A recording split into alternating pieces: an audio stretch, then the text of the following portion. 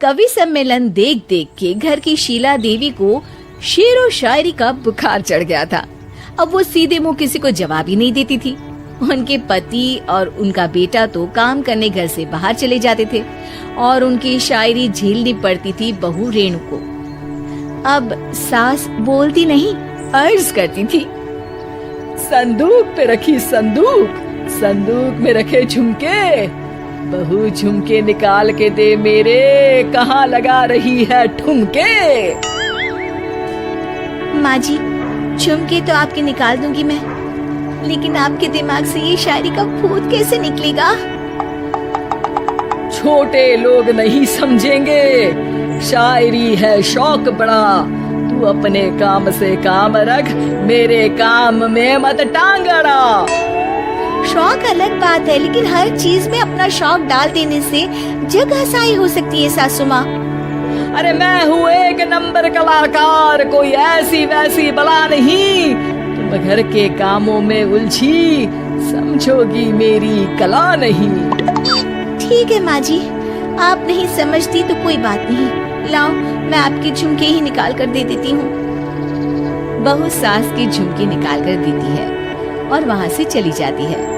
शाम को बहू अपने पति से शिकायत करती है, सुनिए जी, आप माँ को कुछ समझाते क्यों नहीं? अरे क्या समझाना है माँ को? अरे अपनी शायरी थोड़ी कम करे ना। अरे तुमको उनकी शायरी से क्या दिक्कत है? अरे मुझे नहीं, पर पड़ोस में सब लोग हंसते हैं, कहते हैं बुढ़ापे में लोग सठिया जाते हैं, लेकिन शीला जी तो शायर हो गई हैं। अरे लोगों का काम है कहना, लोगों की बातों का क्या टेंशन लेना। अरे वाह, मैंने भी शेर कह दिया, वाह वाह वाह। देख लो, तुमसे किसी ने कहा नहीं और तुम्हारे सामने कोई माँ की बुराई नहीं करता तो तुमको फर्क नहीं पड़ रहा। अरे तुम खामखा की बात का बतंगड़ बना रही हो। चलो चाय बना कर ले आओ मेरे लिए, साथ पियेंगे, कोई ढंग की बातें करेंगे। रेणु चाय बनाने लगती है। पहले वो अपने पति को चाय देती है, फिर सास को और आखिर में अपने ससुर को। लेकिन वो देखती है कि ससुर जी कुछ परेशान से हैं। क्या हुआ ससुर जी, कोई बात हो गई है क्या? अरे तेरी सास बात बात पे शायरी करती है। कल मैंने पूछा कि खाना खाया तो तेरी सास ने क्या जवाब दिया पता है? अरे गलती की और आरोपी ने कोड़े खा लिए फटाफट, खाना तो नहीं पर पकोड़े खा लिए झटाझट। अब बता क्या जवाब दूं इस बात का? वो तो सभी से शायरी में ही बात कर रही हैं, मुझे भी समझ में नहीं आता कि क्या करूं मैं। बेटा उसको उसी की भाषा में जवाब देना पड़ेगा। मैं तो आम बातचीत में भी उसके सामने कुछ नहीं बोल पाता, शायरी में क्या बोलूंगा भला। ससुर ने जैसे ही कहा कि उसको उसी की भाषा में जवाब देना पड़ेगा, बहू को ये बात जच गई। अगले ही दिन वो शायरी की कुछ किताबें लेकर आई और शायरी की प्रैक्टिस करने लगी ताकि सास को उन्हीं की भाषा में जवाब दे सके।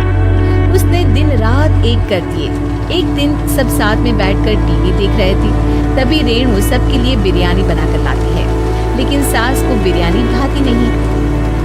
कौवा करता काऊ काऊ, चिड़िया बोलती ची ची, इतना खराब बिरयानी बनाई है कि मुंह से निकले छी छी। बस इसी मौके का तो बहू को इंतजार था, क्योंकि अब बहू सास को उसी की भाषा में जवाब देने के लिए तैयार थी। माँ जी, हमको अपनी ये बेकार शायरी ना सुनाइए, जैसी भी बनी है बिरयानी चुपचाप खाइए। ससुर जी और रेणु के पति ने रेणु का जवाब सुनते ही जोर से ताली बजाई और सास ने जब रेणु का शायराना जवाब सुना तो उनके गले में बिरयानी अटक गई। बहू ने एक और शायरी का तीर छोड़ा। शायरी में बहू के सामने सास हो जाएगी ढेर, क्योंकि सास मारेंगी एक शेर तो बहू मारेगी 1.25 शेर। सास को छोड़ के सब वाह वाह करने लगते हैं। आज पहली बार सास को नहले पे दहला मिला था और रेणु ने सास का मुंह चुप करा दिया था। अगले दिन रेणु का पति उससे कहता है, अरे वाह, तुमने तो माँ की बोलती बंद कर दी, मजा आ गया। अब मेरे लिए कुछ बना दो, खाकर मैं काम पर चला जाऊं। शायरी ही है मेरा जीवन, वही करूंगी जी भर के। नौकरानी रख लो कोई, काम नहीं करूंगी मैं घर के। अरे तुम क्या माँ जैसी हरकतें करने लगी, सीधे सीधे बात करो ना। हो गई कल शायरी, रोज थोड़ी ना करोगी। शीशी भरी गुलाब की पत्थर पे फोड़ दो, जो मुझे शायरी से रोके उसके कान मरोड़ दो। पति घबराकर वहां से चला जाता है और बाहर उसके पिताजी के पास जाकर बैठ जाता है। दोनों अपनी बीवियों की शायरी से परेशान है। ससुर को पछतावा होता है कि क्यों उसने बहू को सास की भाषा में ही जवाब देने का आइडिया दिया।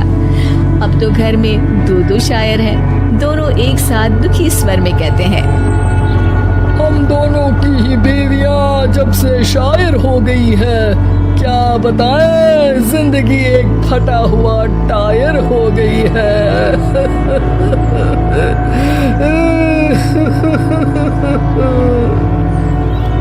हम दोनों की ही बीवियां जब से शायर हो गई है, क्या बताएं, जिंदगी एक फटा हुआ टायर हो गई है।